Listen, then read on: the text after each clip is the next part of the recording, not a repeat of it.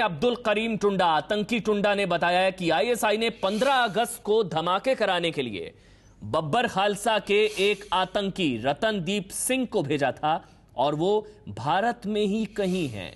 राष्ट्रीय जांच agency NIA ने रात में टुंडा से पूछताछ की थी। यह खबर एनआईए, राष्ट्रीय जांच एजेंसी एनआईए सूत्रों के हवाले से है कि एक आतंकी अभी भी भारत में ही कहीं है। आतंकी रतनदीप सिंह, बब्बर खालसा का आतंकी, 15 अगस्त को धमाके कराने के लिए। राजन सिंह, एबीपी न्यूज संवाददाता, इस वक्त हमारे साथ जुड़ चुके हैं। राजन, बड़ी खबर, अभी भी वो आतंकी भारत में ही है, ये बताया टुंडा ने। बिल्कुल, टुंडा ने एनआईए से पूछताछ के दौरान बताया कि जो रत्नदीप सिंह है वो बब्बर खालसा इंटरनेशनल का आतंकी है और उसे भेजा गया था कि 15 अगस्त के आसपास दिल्ली में धमाके कराने के लिए।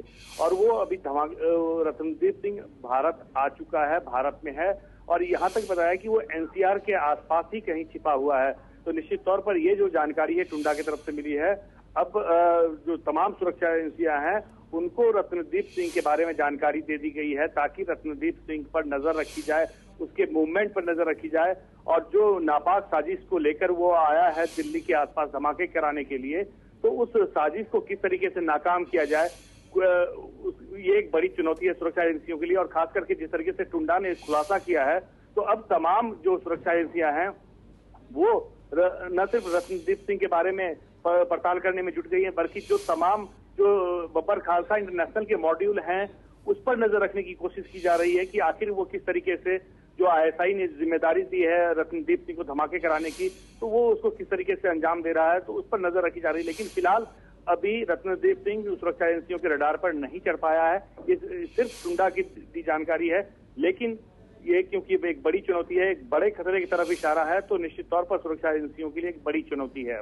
तो बड़ी खबर इस वक्त आपको बता दें, एनआईए, राष्ट्रीय जांच एजेंसी के सूत्रों के हवाले से बड़ी खबर है। बब्बर खालसा के एक आतंकी रतनदीप सिंह को आईएसआई ने 15 अगस्त को धमाके कराने के लिए भारत भेजा और वो भारत में ही कहीं है। ये खुलासा, सनसनीखेज खुलासा किया है टुंडा ने, अब्दुल करीम टुंडा। और क्या कुछ जानकारी दी है टुंडा ने? हाफिज सईद को दाऊद इब्राहिम से मिलवाया था।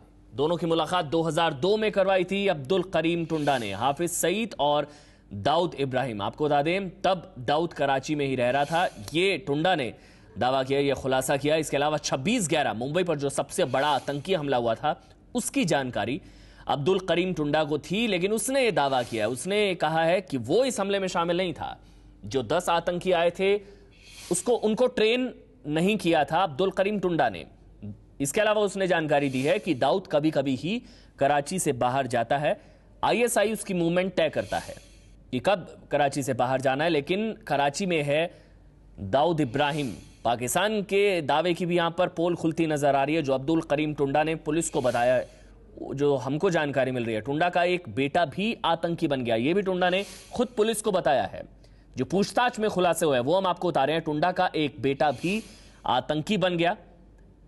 10 सवाल पूछे गए थे टुंडा से, और भी कई सवाल सिलसिलेवार तरीके से पूछे गए। क्यों वो भारत आया, क्या उसका संबंध है, हाफिज सईद से कितनी बार मिला, आतंकी घटना को अंजाम देने कश्मीर गया था उसका बेटा, जो बेटा आतंकी बन गया था और वो आतंकी घटना को अंजाम देने के लिए कश्मीर भी गया था, ये अब्दुल करीम टुंडा ने पुलिस को बताया है।